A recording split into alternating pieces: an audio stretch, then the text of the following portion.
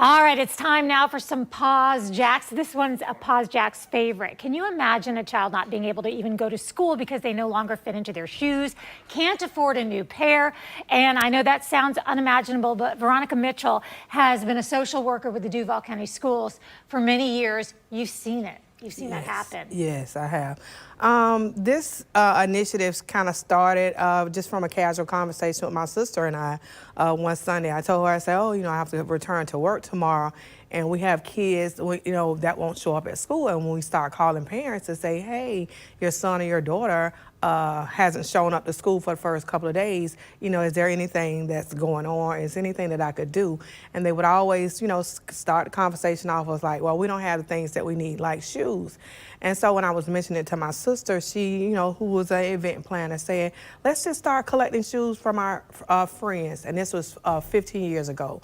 So what we thought would be a one-time event has now turned into a 15-year a project for us.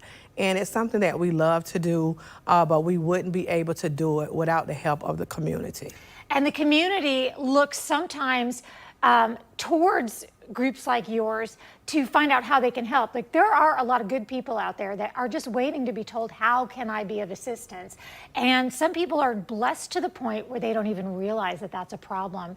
But look at these shoes right here. These are just examples of some brand new, and that's what we're looking for. Let's be honest, brand new shoes, right? Yeah, when we first started the event, it was gently and new and gently used shoes.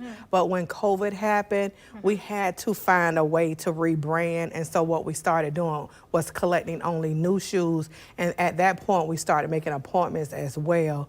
That way, it went from a one-day event to now a weekend event. So now it's a 3-day event so that we can give the kids an opportunity to have a shopping experience versus standing in line waiting for hours to get a pair of shoes. Now that they can come in, make an appointment, they're assigned a personal shopper, and they're now shopping for shoes. What I love too about the fact that it is new shoes, and I know that that was a pivot that you had to make, but what I love about it is, like, let's take a look at some really adorable shoes, right? All right, these are brand new, sparkly, fresh, great shoes. Sometimes kids only get hand-me-downs. Maybe they're the youngest or the middle kid, but this is a brand new pair of shoes. It's a shopping experience, the dignity, the confidence, and these kids, they deserve to feel great on their first day of school. And yes, and so also as a result of doing this, what has allowed it to happen is now, because we get an overflow, we take the overflow of shoes and we house them into one of our other schools where the parents could then contact their local school social worker, and the social worker could have access to the overflow of shoes that are not given out during those 3-day periods.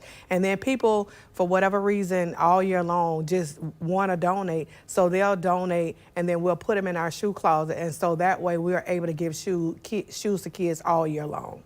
So here's a great suggestion when you're doing your back-to-school shopping. If your kids or grandkids fall in love with a pair of shoes, think there's probably another child out there that would love to have the exact same pair. Why don't you buy 2 pairs, maybe even 4 or 5 pairs?